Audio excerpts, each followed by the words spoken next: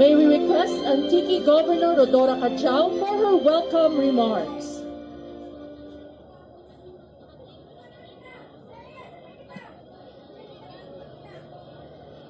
Magandang umaga po sa ating lahat, Antikenyos.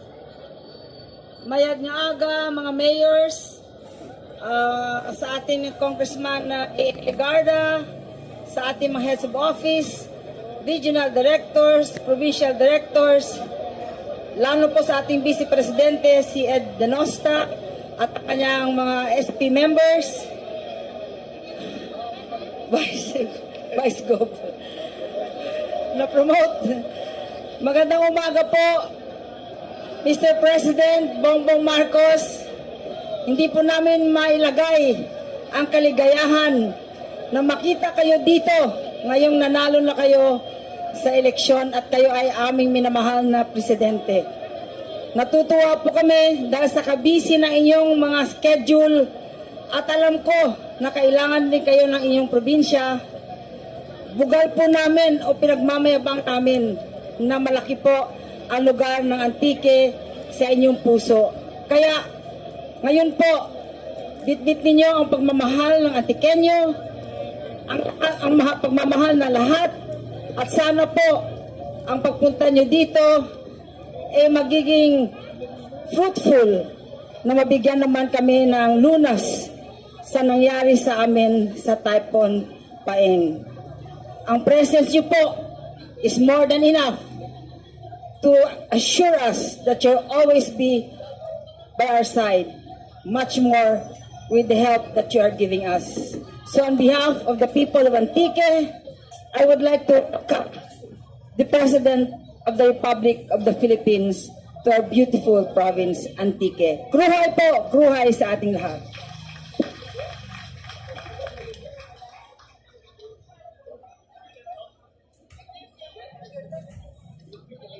Okay. Hello. Yeah. So, may aga sa kayo tanan to our Excellency Ferdinand Romualdez Marcos Jr., to my partner, Governor Dorothy Cadiao, to our Secretary Benjamin Avalos, to Secretary Erwin Tulfo, salamat po sa MAIX, to all my colleagues in government, may aga sa kayo tanan. It's a privilege to be here po in front of our President. And sasabi ko ni Gov kanina na I think this being here with the President is just a testament of the national government's willingness to really help our province recover from this onslaught of Paeng. Also in behalf of the people of Antique, and also in behalf of my sister in Dailor and Ligarda, we just want to thank you, sir, for coming here and for all the efforts that you've been doing. I think your mere presence speaks a lot, speaks volume of your dedication to really help our province na talagang makaahon sa nangyaring Paeng. I have been going around at nakita ko pa talaga ang mga adverse effect of this typhoon. At sabi ko nga, parang I think this might be the new normal. Because what was mentioned to before, ang nangyari daw na ito ay panibago dahil po sa bilog na Antique, bilog na Philippines, the entire Philippines was affected by the typhoon. And we just want to, we just want to be assured that we really have a very loving and very active President who's always present in any circumstances. No, sana po sa susunod po ng mga buwan or maybe in the coming years or next year, at we will be meeting here again in a different circumstance. Sana po mabigyan po tayo ng konti pagkakataon for you naman to see the beauty of our province.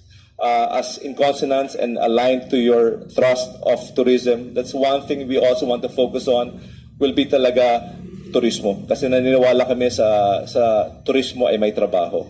So that's one thing that we will be focusing on in the next few years. And hopefully, sir, you can come back here, as what I said, to enjoy the people, the food, and the rich culture that we can offer. So again po, maraming salamat po, Mr. President, at mabuhay po kayo.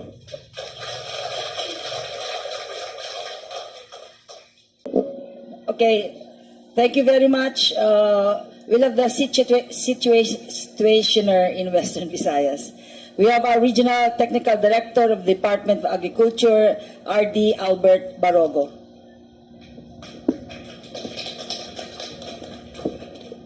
Isang magandang araw po sa ating mahal na Pangulo, sa ating mahal na Congressman po, Congressman A. Ligarda, magandang umaga po, at saka po kay Governor Kadya, magandang umaga, at sa lahat po natin mga mayors po dito, magandang umaga po. Mahal na Pangulo, for the Department of Agriculture, ito po yung updates natin sa Severe Tropical Storm Paeng. So, ang outline po ng presentation po natin ay yun po, yung damage and losses assessment po natin, and then we'll also be discussing the interventions, action taken, our action plan, and the rehabilitation plan. Next, please. And as of November 7, ito po yung nakala po naming assessment, damage assessment and damage and losses po. Next, please. Dito po makikita po natin, mahal na Pangulo, ang top 5 po nating na malaki po yung damage. Ang top 1 po natin is yung sa fisheries po natin. Nagkakahalaga po na tayo ng 929 million or 52.36% po yung total damage na na-incur natin out of the 1.7 billion po dito sa kabuuang Region 6 po. So pumapangalawa po dyan yung rice commodity po natin na a total of 706 million po or 39.8% po yung damage natin sa rice. And then pangatlo po dyan po yung infrastructure po natin sa agriculture, which is 50 million. And then pang-apat po yung sa corn po natin, which is 44 million or 2.5%. At pang-lima po yung livestock and poultry po natin na nasa 23 million or 1.33%. Yung total farmers affected po natin dito po sa damage ay umabot po ng 44,000 farmers, Pangulo. And then yung total fisher folk affected po natin ay umabot po ng 10,577 fisher folks. On a per province scenario, dito, before yes, we go, yung sa fisheries damage, napakalaki. What will we need to rehabilitate? Kung mamarapatin niyo po, nandito po yung director po natin ng BIFA Region 6, Director Mia. Good morning, Mr. President. Good morning. For fisheries, actually the heavily affected, sir, is in Capiz. It's more on fish pond because of flooding. So it's almost 500 million damage. So we need inputs for the fish pond. And here in Antique, it's more on the seaweeds. It's Kaluya, which is hardly hit. That's right, Yeah. yeah. And also Iloilo, sir. Pero paano nga i-rehabilitate yun para so that it grows again? Or how do we defend it kung may mangyaring bagyo ulit? Anong gagawin natin? What can we do na hindi na mangyari itong damage na ganito?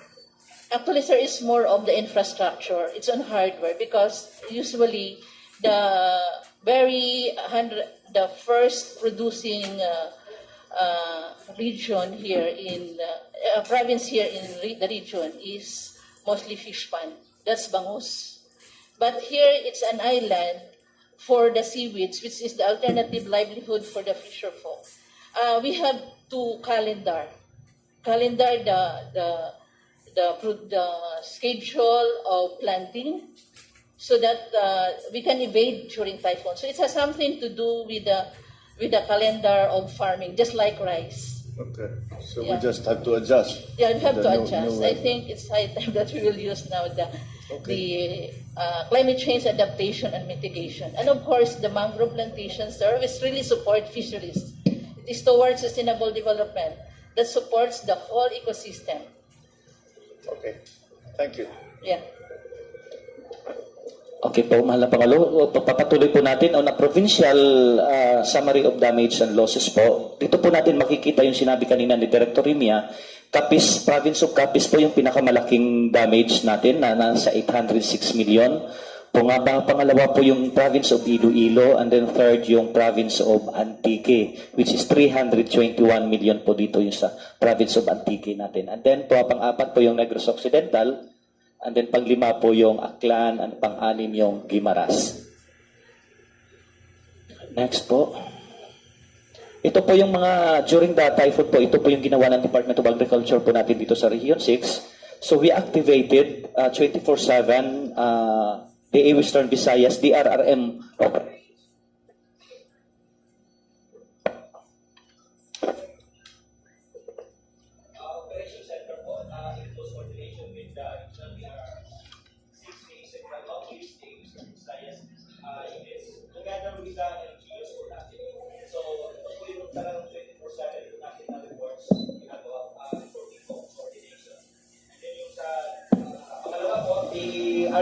PRRM units continues ang pag-monitor po natin during the basing on the pag-asa forecast. So ito yung kagandahan po natin dito, mahal na Pangulo, dahil yung social media or yung Facebook Messenger po, yun isang medium natin na mabilis yung coordination po natin dito sa LGU. So yun po isang mga nagagamit ng Department of Agriculture. And of course, deployment po ng teams natin for damage assessment, which is currently ongoing po yung pag-assist po namin sa field. Deadline na po namin by tomorrow, so makakapagpalabas po talaga kami ng official damage na talaga for tomorrow. And then ongoing, yun nga po, ongoing ang consolidation natin. And then yung inventory and preparation of available interventions, yun po yung mga naipamigay natin kung ano yung available lang po dito sa Region 6, yun lang po yung nakakaya namin pamigay po. The next for the action plan po, mahal na Pangulo. So we are proposing po, next slide please.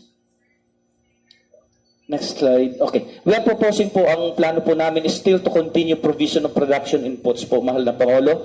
Katulad po ng seeds and planting materials po natin. So yung rice po natin, rice seeds po natin, available naman po yung mga rice seeds natin sa fill rice po at saka yung sa buffer stocks po ng Region 6. Saka meron na rin tayong corn at vegetable seeds. Yung vegetable seeds po na ipamahagi mo na i-award mo rather kanina po. Yung drugs and biologics na i-award na rin ito. At saka yung farmers financial assistance, under po ito sa RC po natin yung 5,000 pesos per farmer. Yun po yung in-award natin kanina. And then secondly, yung fast track implementation ng regular interventions po natin. Dahil nga nabutan ito ng intended for the dry cropping season po. So including yung quick response funds po natin ng previous calamities, Typhoon Odette and Typhoon Agaton. May mga supplemental budget po tayong natitira po dyan. So magagamit na rin po natin ito ngayon. And then, of course, yung endorsement of master list of farmers and fisher folks to other agencies like DSWD po. So binibigay po namin yung mga master list po doon sa regional office po ninyo, Secretary Tulfo. And then, of course, we have the proposed rehabilitation of Paeng charge to the short-term the quick response fund po or other in the RRM funds po. And then yung plan po namin, we are proposing po, yung rehabilitation plan po namin, next slide please. Next slide. Okay. So upon submissions, yun na po nasabi ko na po kanina, bukas po ang deadline po namin ng validation po ng damage report namin sa lahat ng LGUs dito sa Region 6 para ma-submit po namin yung final rehabilitation recovery program for severe typhoon Paeng, affected farmers and fisher folks, and submit to the Central Office the unfunded targets for approval and funding under the Quick Response Fund and or in the RRM Fund. So ito po yung pinopropose po namin, animal restocking. Nandito po nangunguna yung apektado po yung probinsya po ng Antique natin in terms of animal casualty po. Yung palay, corn and vegetable seeds, of course the fertilizer, and the rehabilitation of damaged agri-fishery infrastructure, fishing boats with engine, repair and replacement, yung proposal namin. Of course, yung production inputs for fisheries, fingerlings, seaweeds propagules, inputs for shellfish farm. Yun yung pong mga sasabit naming rehabilitation plan. And of course, lastly po, mahal na Pangulo, yung immediate intervention po natin, yung cash assistance. Na kung po pwede po nating ang isang talagang wino-work out po namin na mahal na Pangulo yung cash assistance natin doon sa RFFA, yung Rice Farmers Financial Assistance, which we are trying our best na makipag sa dalawang bangko po natin dahil under po sa DBP at saka sa Land Bank po yung issuances pagbibigay na So medyo may mga kunting ano pa po kami, medyo tinitignan po namin kung paano mapapabilis in partnership with the two banks po. So doon po medyo may kahirapan po kami ng kunti doon po. Yun lang po, magandang umaga po sa atin. Wala kayong problema sa pagpasok nitong mga para sa rehabilitation, yung mga seedlings, yung mga restocking, palay, corn seeds, fertilizer. So far, mahal na Pangulo, dahil may fill rice station po tayo dito sa Negros Occidental, nakaantabay naman po. Nakahanda na yan. Alright, okay. So what we really need is the fund actually para maka-purchase po tayo just in case. Okay. Thank you. Okay. Thank you very much for that presentation from the Department of Agriculture. We go to the Department of Public Works and Highways, represented by Director Mary Bueno. Worst. Sorry. Manawagan lang ng dila. His Excellency President Ferdinand Romualdez Marcos Jr., ladies and gentlemen, good morning. For DPWH Region 6, we have 16 district engineering offices and 12 out of 16 DEOs.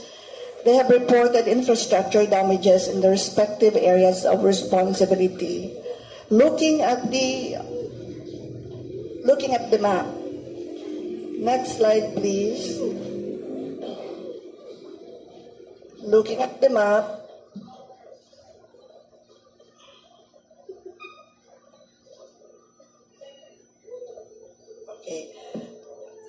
I have the map.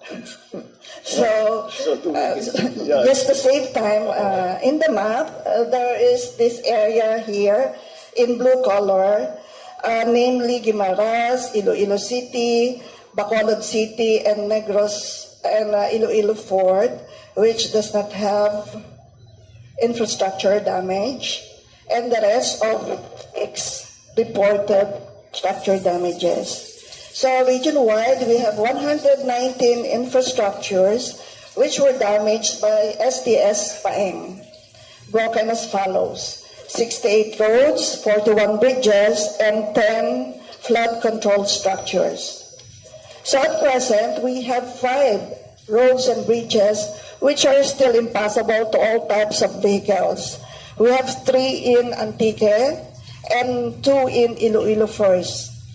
So in Antique, we have Paliwan Bridge, the Igma Taning Bridge, and the Pisanan Road.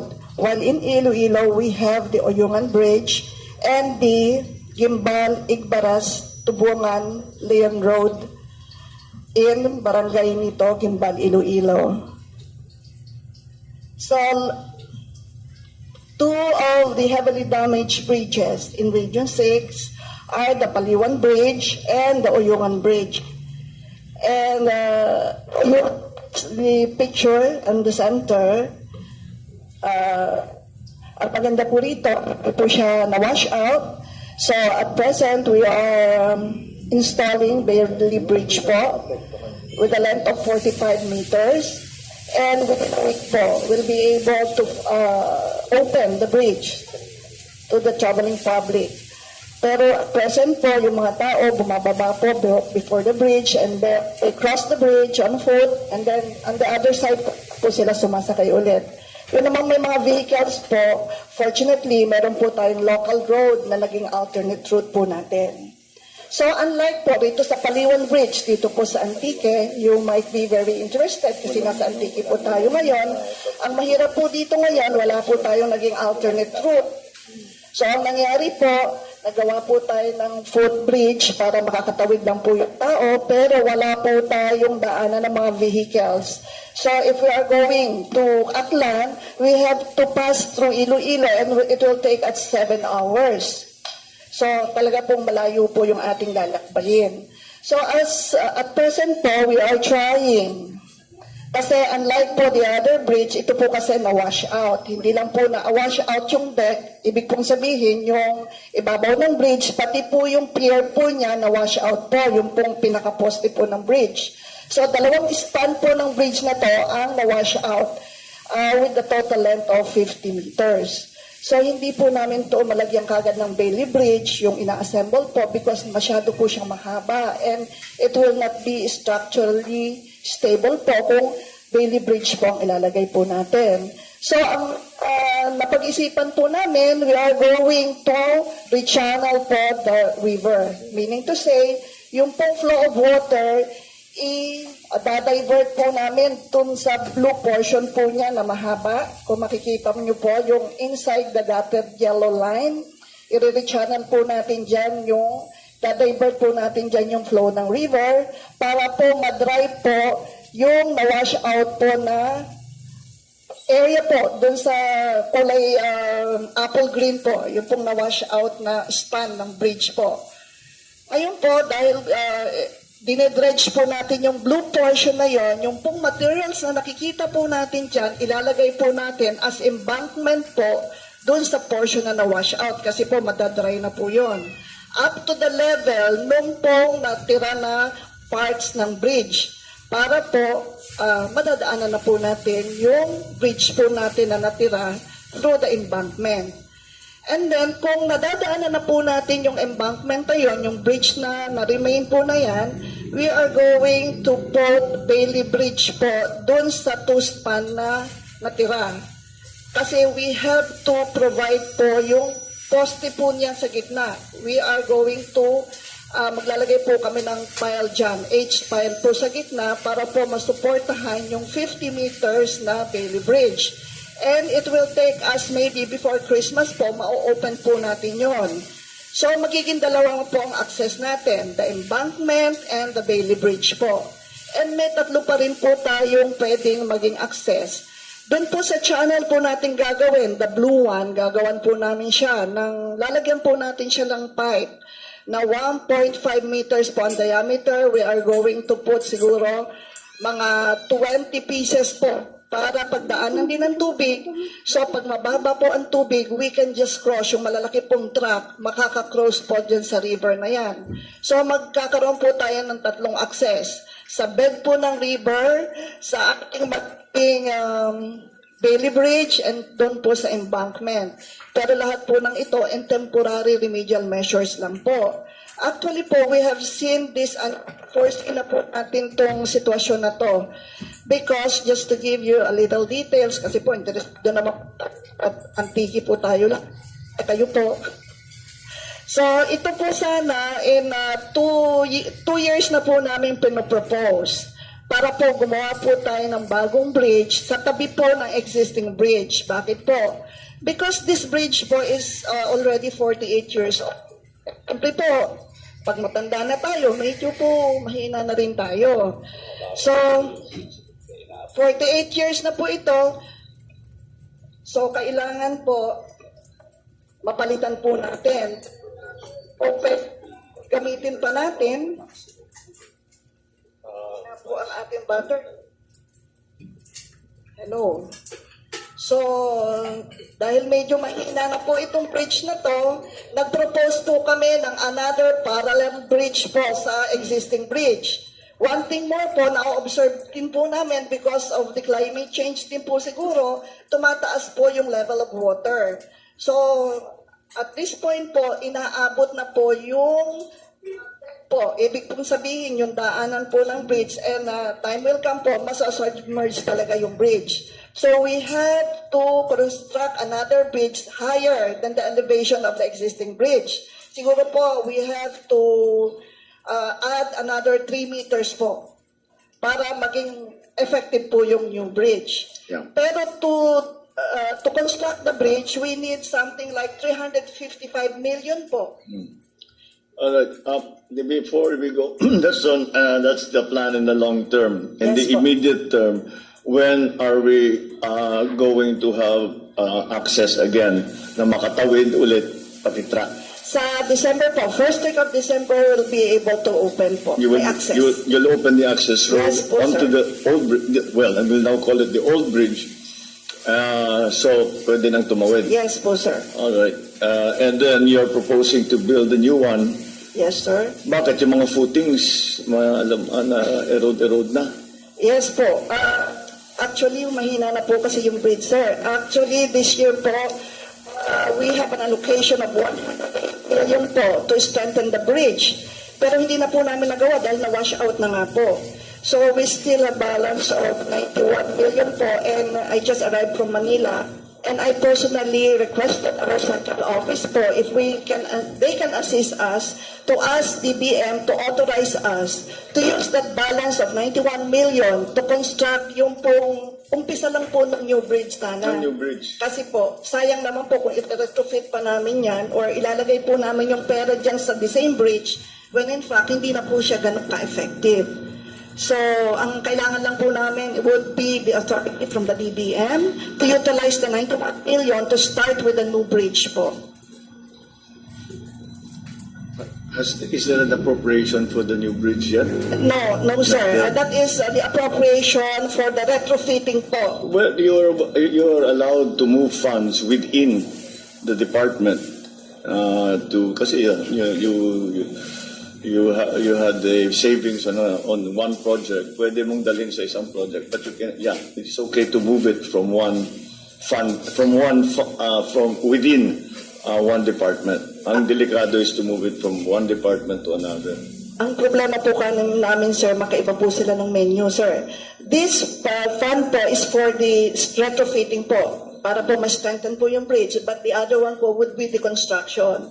So it might be technical conversation. So we would like to ask the authority from the DBM po.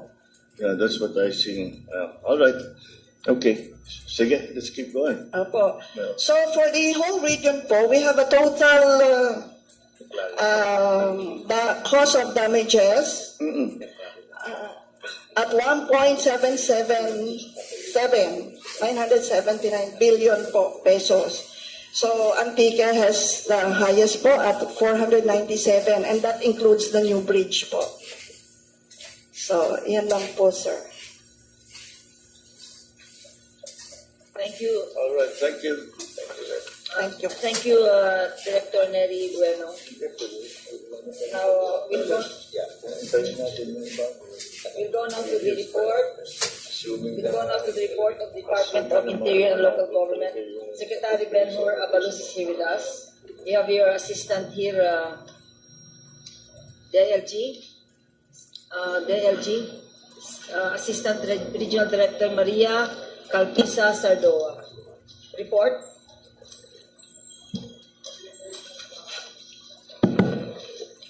Good morning, Mr. President. Good morning, Secretary Abalos, Secretary Tulfo, as well as the local officials of Antique. Good morning, Bob. Okay, so these are the updates coming from the DILG Region 6. Right after, before the onslaught of Paeng, we already activated the DILG 6 Regional and Provincial Operations Center for the management of the dead and missing, close monitoring with our LDRRMCs and PNP. We also had close coordination with the concerned HUC's provincial focal person and its respective, and our field officers in generating pertinent documents from the MSWDO, MHO, local PNP, and the RMOs concerned. We also coordinated with the SWD6 and OCD6 for the processing of financial assistance to the bereaved families through the respective MSWDOs and DMOs. Okay. For the management of the dead and missing, we, sad to say po, Mr. President, we had a total deaths of 36. We have 8 in Iloilo, including one unidentified person, which is still under investigation. Then in Capiz, we have 8, and that is including SB member Ricardo Dorado of Panitan. Hindi po siya nagre-rescue. Nagpilit lang siyang umuwi. So, sumakay ng kuliglig. So yung 5, mga kasama niya yun, including one child. For Aklan, meron tayong 7. For Antique, second to Iloilo, marami, 13. And yung mga causes of death based on the reports of the police are drowning, swept by strong current, flash flood, landslide, hypothermia, cardiac arrest, difficulty in breathing, electrocution. So, yung missing natin totals to 6. And total casualties natin, dead and missing combined, nagkaroon tayo ng 42 in Western Visayas po. So ito po yung mga pictures na nakuha during the activities of the NDF. Thank you po. All right. Thank you. Were you involved, nagawa ba natin, nagawa ba natin yung usual natin na ginagawa na we always talk about having the evacuation, yung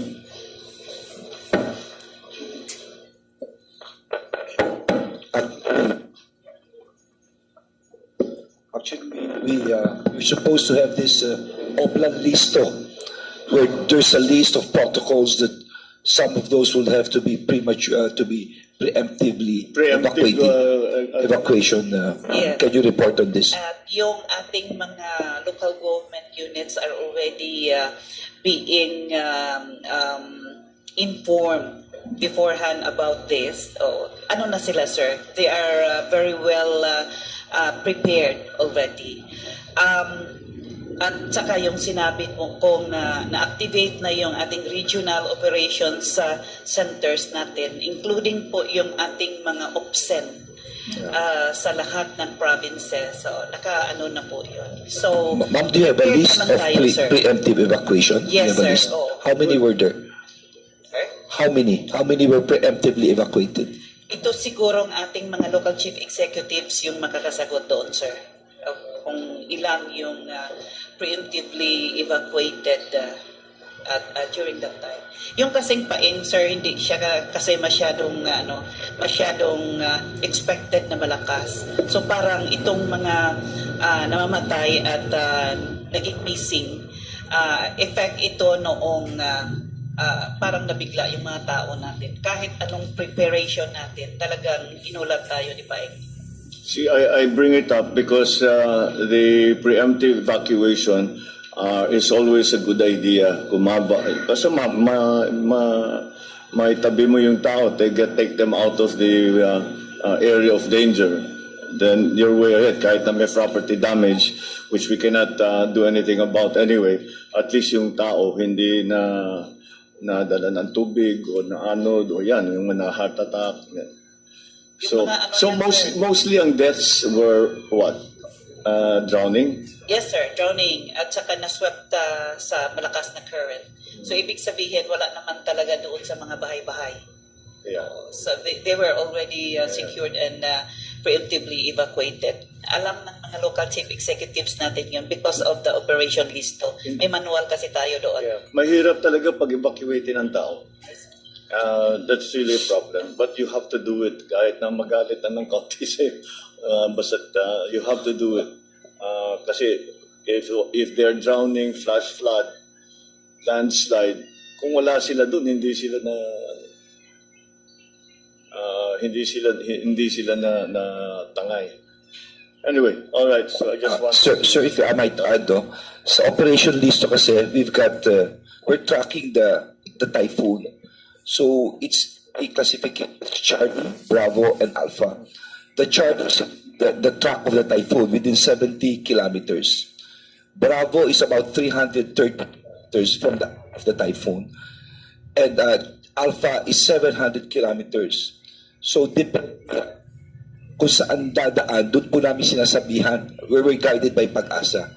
ang nangyari po sa bagyo ito, Mr. President, ngayon lang yata nangyaring Luzon at Mindanao, unexpected yung baksak nung downpour. Kung kaya even if they prepared, medyo sa tingin ko, kayo lang taga ito nangyari sa buong panay ang ganito karaming tubig ang baksak, Mr. President. It's really climate change. It's like in Mindanao, sir. It's like in Mindanao.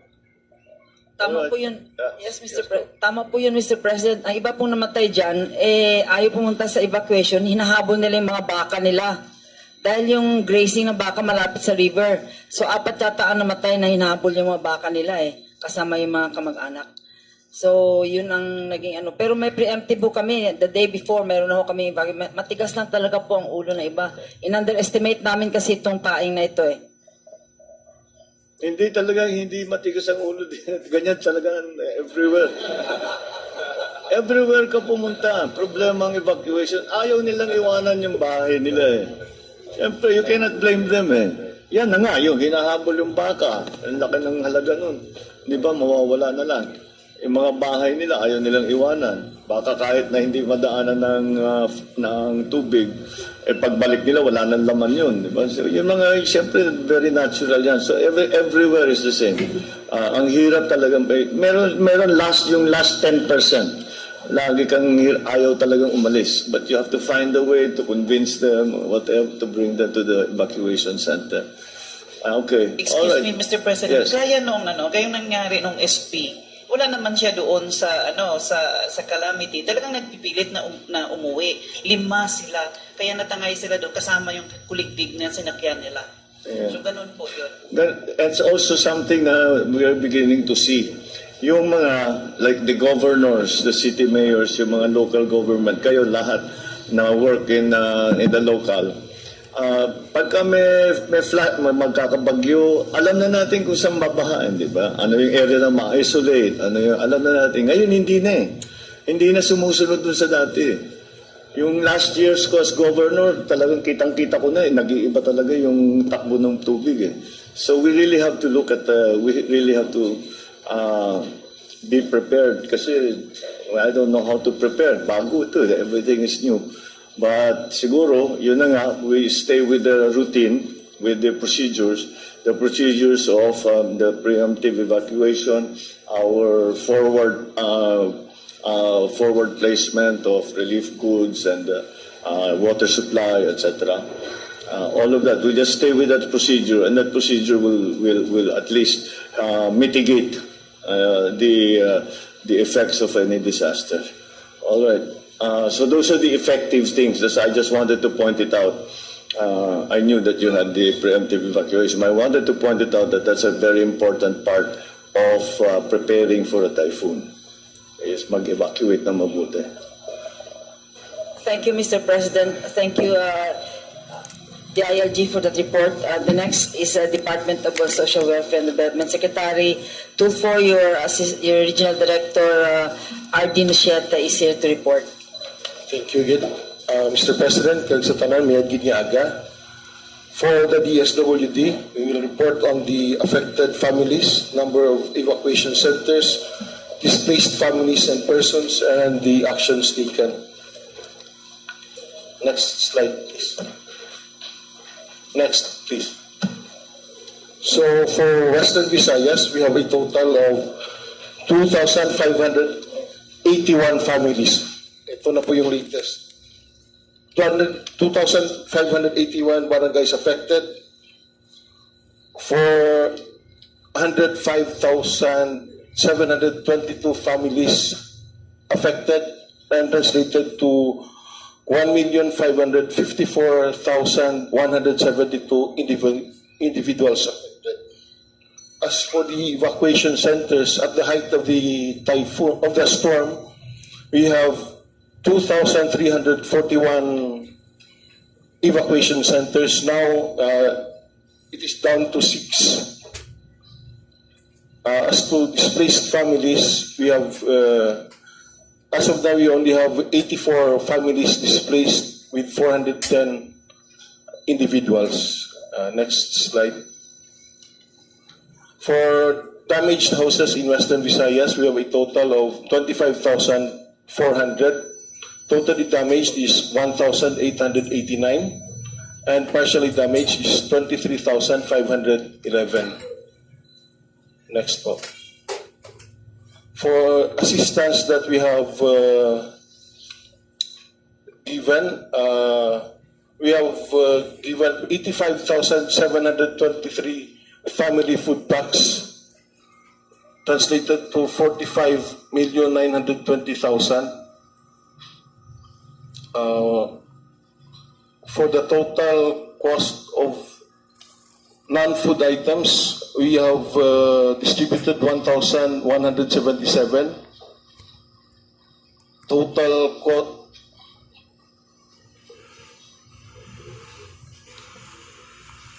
for yun po ang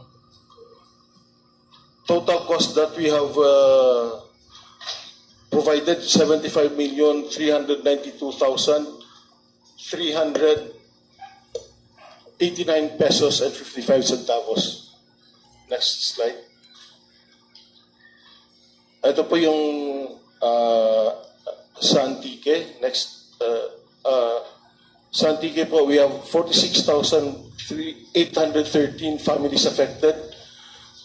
That is translated to 190,715 individuals, 4,857 damaged houses, 775 totally damaged, and 4,082 partially damaged.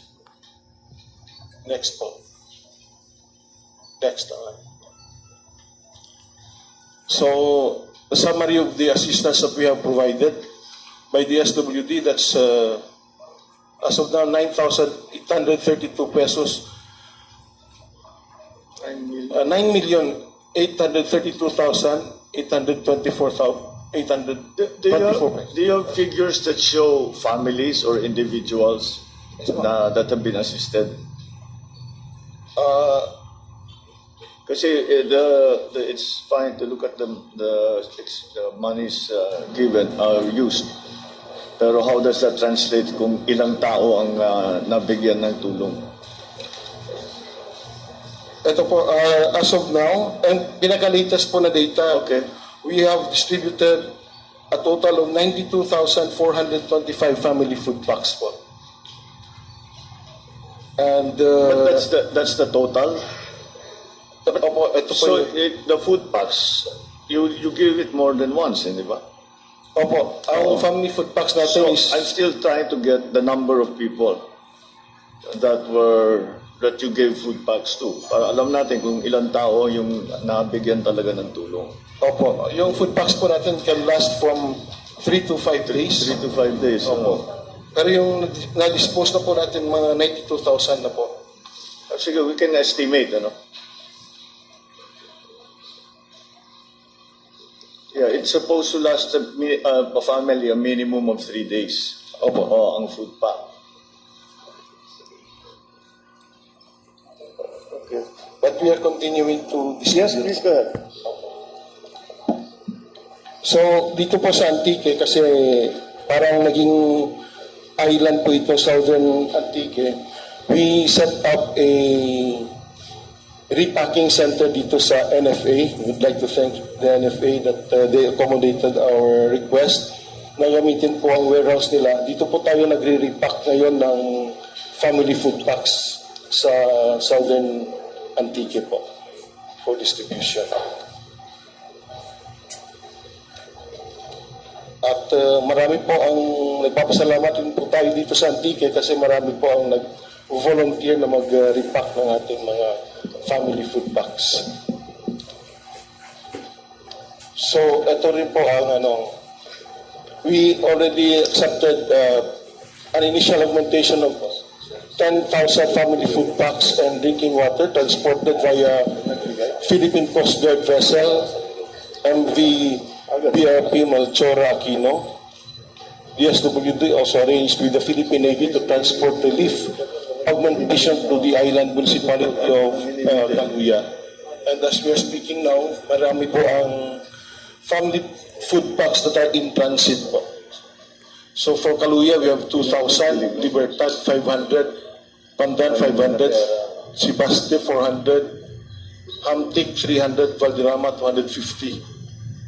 Sa Pacnongon rin po, we have 60 hygiene kits, 60 sleeping kits, and for San Limehio, we have 40 hygiene kits and 40 sleeping kits now in transit. Oo, sige. Yan lang po for Thank you very much for that report, no. Thank you, Secretary Taupo. Next to report, short report lang, Attorney Dax Villaruel of the DOLE. His Excellency, President of the Republic of the Philippines, Ferdinand R. Marcos Jr., sir, Governor Gadjao, Congressman Ligarda, our secretaries, Tulfo, Abalos, and Faustino, the municipal mayors of the province of Antique. For DOLE, our proposed assistance to Typhoon Paeng hit areas. Next slide, please. Third slide. The next slide, please. Consists of two programs, sir. The first is ang DILP, Integrated Livelihood Program or Kabuhayan Program. We will provide them access to assistance in form of grants for capacity building of their entrepreneurial ventures to restart their or improve their livelihoods. And the second, Mr. President, is ang TUPAD, which provides emergency employment for displaced workers.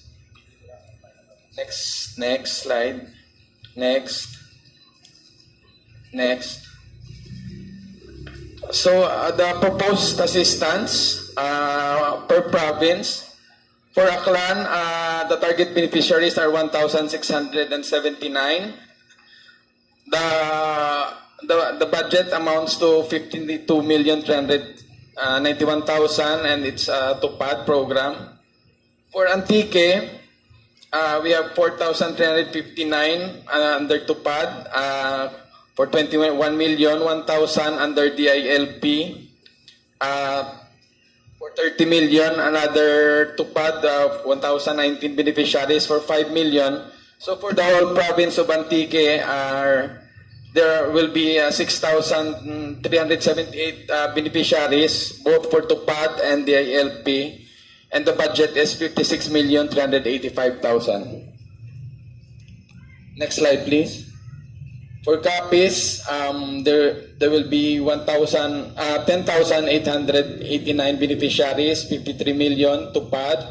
For Iloilo, 12,230 beneficiaries for 60 million. This is TUPAD also. And for the Negros Occidental, 917 beneficiaries for 4.5 million TUPAD. So in total, Mr. President, for both TUPAD and Kabuhayan programs, our beneficiaries will be 41,093, and the funding is 226,698,000, sir. That's for DOLE. Oh, that's it. All right. Thank you. Thank you, Attorney Dax Villaruel. Next is to report is the Office of the Regional Director, DTI 6, Ermelinda Polientes. Ma'am? Good morning, His Excellency President Ferdinand Marcos and the rest, no? So, under Proclamation number 84, Region 6 was placed under a state of calamity to ensure availability of basic necessities and farm commodities at reasonable prices at all times. Next slide, please. So, here we have intensified monitoring of BNPCs and normalized monitor prices now.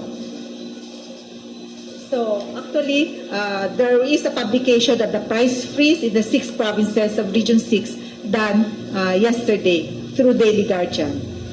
And because of the result of the bridge collapse in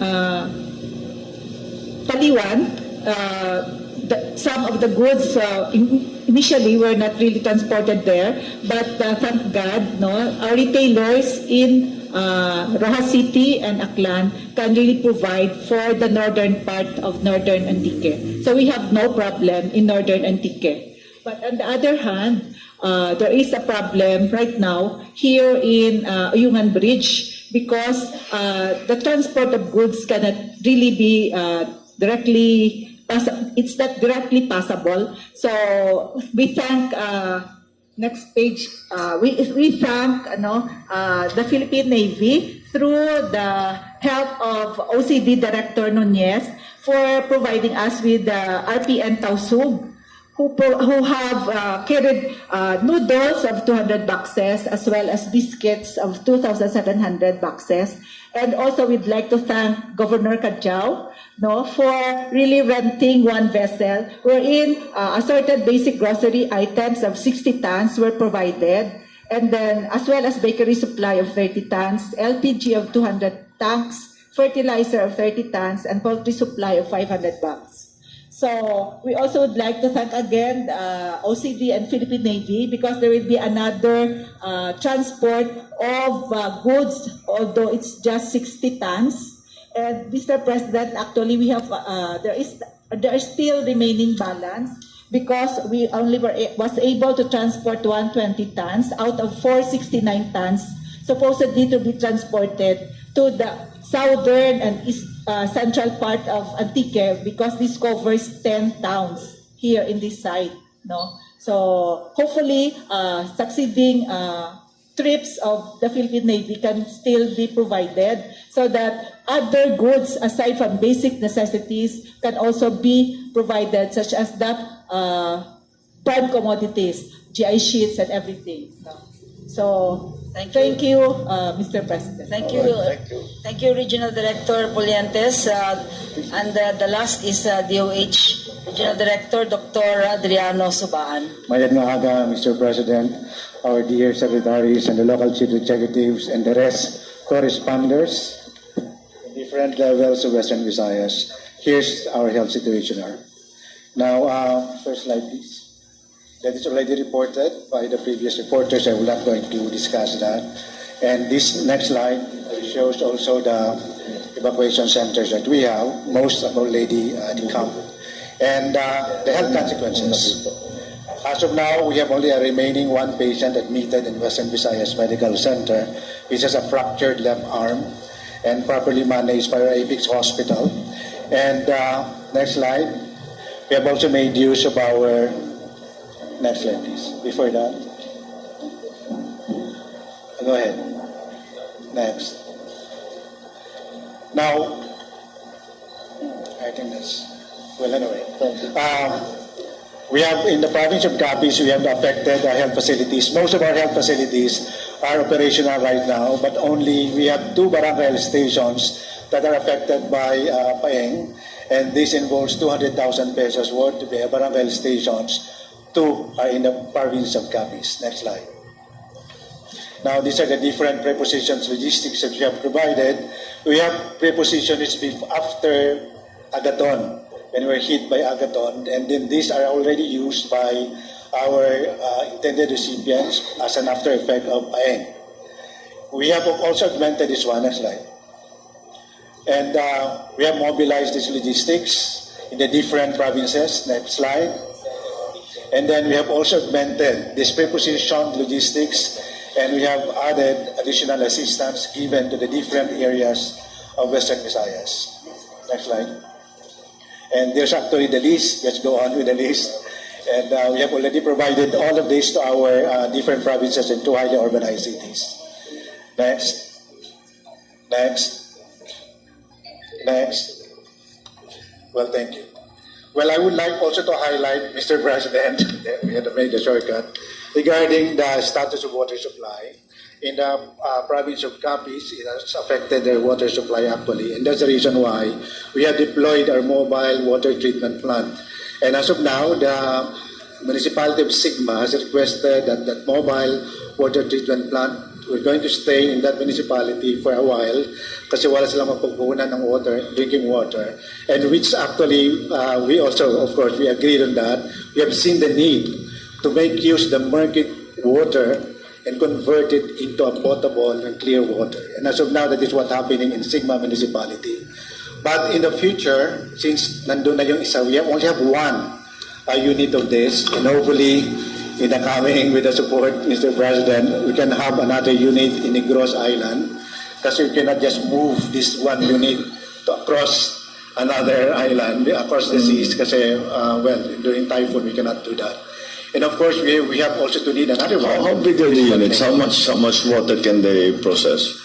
Well, actually, you can process kasi dadaan po siya doon sa makina po. And we can make use, depending on the available of the chlorine and some other reagents that we make use. But it could actually supply a lot, Mr. President. How many people in one day? Well, depende sa output po. Marami po na makakagamit ng drinking water na ito, depending on the availability of water as well. Ayan. But we have already made use of this in Capiz, in Sigma, kasi siya yung naapektuhan talaga ng baha. But we need, I think, 2 more that we're going to deploy in Negros Island and maybe in other parts of Panay Island. That's a perennial problem, is water supply. Yes, sir. But we have a water supply problem even without the bagyo. So we should really look into getting those portable. And we should get you more water processing units, because thank you, Mr. President. Delikado na yung water processing unit mo doon sa Sig. Hindi nyo na makukuha yan. Hindi na babalik yan. Yes, sir. Pero pinakaiusapan po natin because we've also made use of this. But it's because it's servicing an area already. Nasanay na yung tao. Hindi mo naman pwedeng kunin ulit.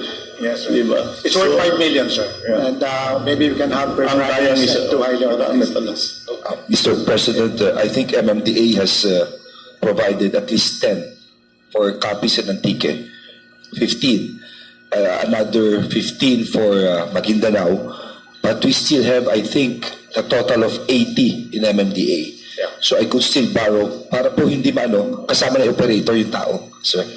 So just, sir, kung kulang pa ho, pakisabi na lang po sa OCD, magpapadala po kami. Yes, sir. Thank you very much. Geographically isolated, sir. Habang hindi pa maayos ang water supply, it's always the okay. So that's the last report. Well, again, I'm just looking at the DOH report. The effectivity of yung prepositioning is clear. Tama yung ginawa ninyo na naglagay na kayo ng pati yung DSWD, ganoon din ang ginagawa, inuunahan na natin as close as you can. Kasi minsan hindi dumadaan doon sa expected natin, pero our best information doon ang and then again the preemptive evacuation is effective. So let us do that. It saves many people. Marami talagang it saves lives. I've seen it happening at home in Ilocos. I've seen it happening around the Philippines.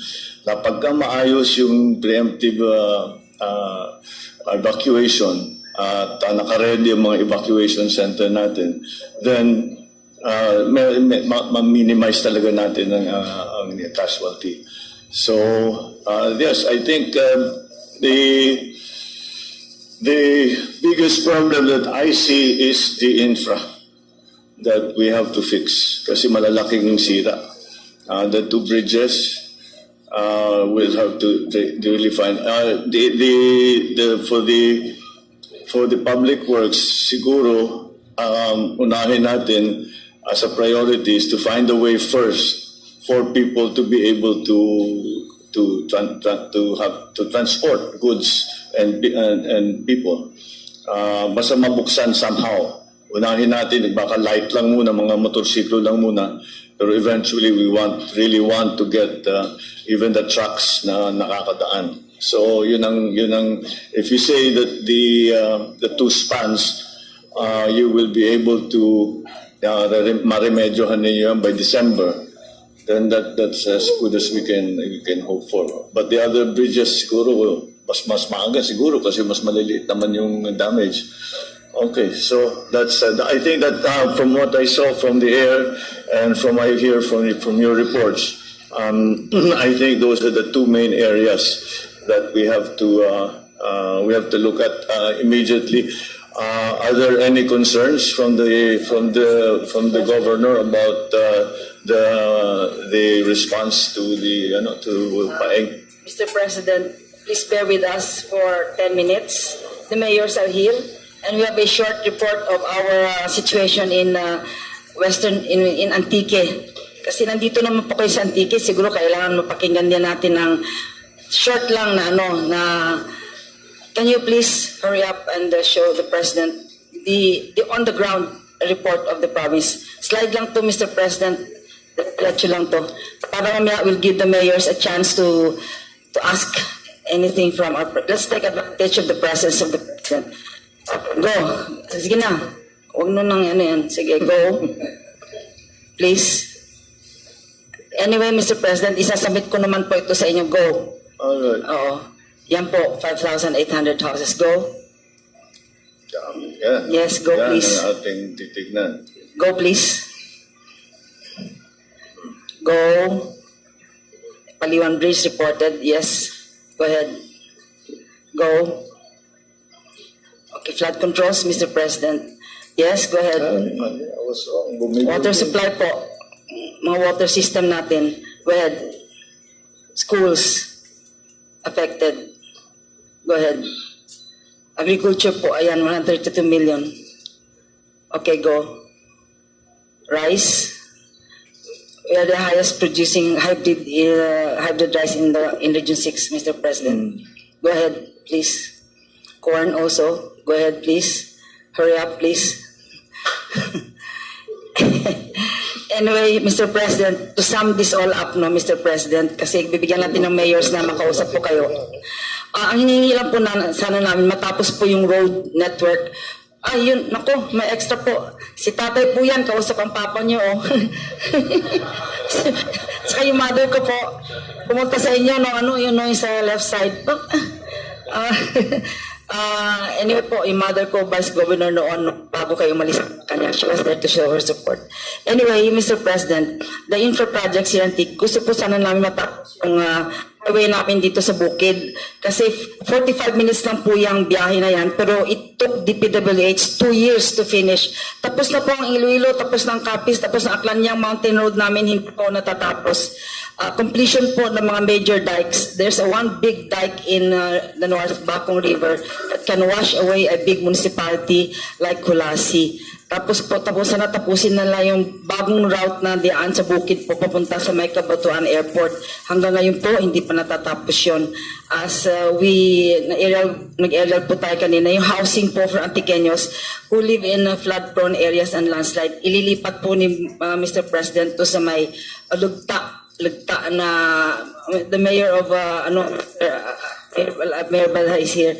At paayos na ni President, bubuhayin natin yung lugta, ilagay natin yung sa flood prone. At Mr. President, in the restoration of water supply, dikes, hanging bridges, footbridges, yung mga maliliit na roads po na, it's okay, Mr. President.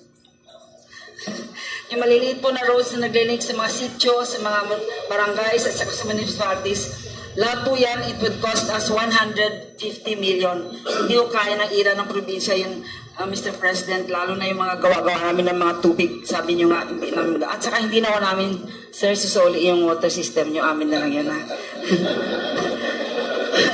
On my part, Mr. President, you saw the picture of my parents po. You have my undying loyalty to you po, as with my parents. Mr. President, you are a scion of a great man. Your father has always been there for our province. We know that you will always be there for us also. Thank you po, Mr. President. Thank you, God. Mayors, 5 minutes for you because the President is already leaving. Yeah.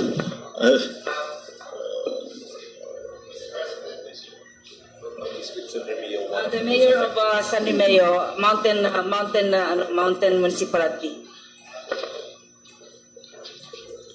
Hello, thank you, Mr. President. Diretso na po, I'm a new mayor here.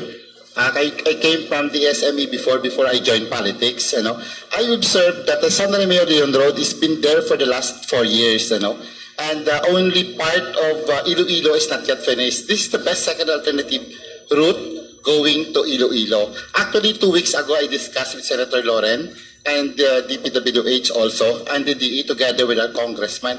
And this only cost less than 100 million, that the entire southern part of Antique will be connected to the province of Iloilo and give also additional opportunity for us for the tourism. My town is a Jeddah area. And then also, one concern also, the national road, the time pa yung father nyo po, kay time pa ni Pacificador, the late Pacificador, Arturo Pacificador, it was converted to the national road from Barangay Bugo to General Fulion, but they started construction just only, I think, 3 years ago. Pero 1984 pa ho, I researched it, 1984 pa, it was converted to a national road. 1984 up to present, wala pa rin hong kalsada. Yun po yung pinaka-main concern ko. Out of 45 barangays, 23 of my top.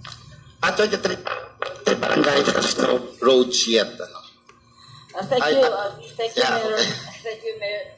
Actually, Mr. President, I bring already the road network plan for this, and maybe I can turn over to the DPWH, the 3.2 kilometers para at least, hopefully in 1 year, matatapos po ito. It's only 100. 1 year. Tumayo nga kayo mga mayors, Mr. President. These are our mayors in our municipalities. They're all here to give you your support. And our SP members, the vice governors here. 4-month turnover. They're all here, Mr. President. They're all thanking you for what you have done, coming to Antique and showing us your love.